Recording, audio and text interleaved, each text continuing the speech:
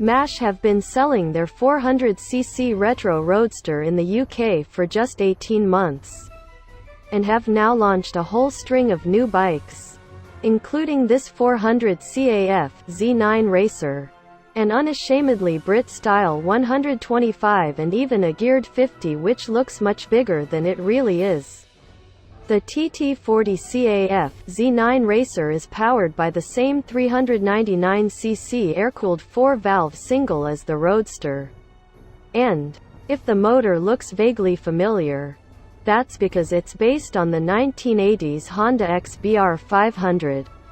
This smaller version also has fuel injection, but apart from that it's much as Honda were offering 30-odd years ago. Though now made by Shinrei of China, in a fairly mild state of tune, it produces 27.6 bhp at 7,000 revolutions per minute, backed up by 22 FTLB at 5,500 revolutions per minute. The rest of the spec continues the retro theme which, with that bikini fairing, suggests a Norton Commando racer, or the early 1970s in general. So the motor is mounted in a simple tubular steel frame with twin shocks. The forks eschew any multi-adjustment and USD cleverness, while the gearbox has just 5 speeds.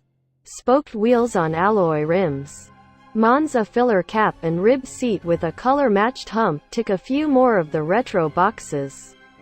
Like any bike that calls itself a cafe racer, this one has low bars and matching rear set footrests. It's fairly committed but not uncomfortable over an afternoon's ride. While 27.6 bhp might sound underwhelming, the TT40 weighs only 151 kilograms dry, and part of the spec is slightly lower gearing than the standard Roadster.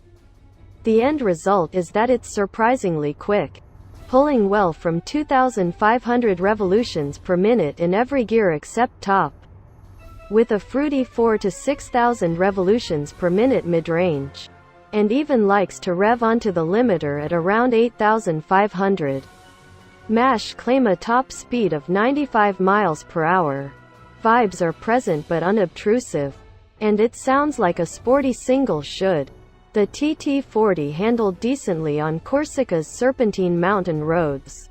The suspension might not be high-tech, the only adjustment is rear shock preload, but it is supple and well-damped. Stopping power is provided by discs front and rear with a 4-pot caliper at the front and ABS as demanded by Euro 4. They're not linked, and the anti-lock is just detectable during hard stops in the dry.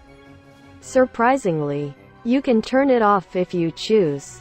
It's no secret that the TT40 is made in China, and it seems well